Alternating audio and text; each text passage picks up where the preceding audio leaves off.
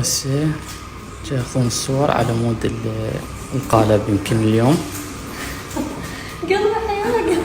حفظوا هذا الشكل وبعدين يشوفوا الشكل النهائي.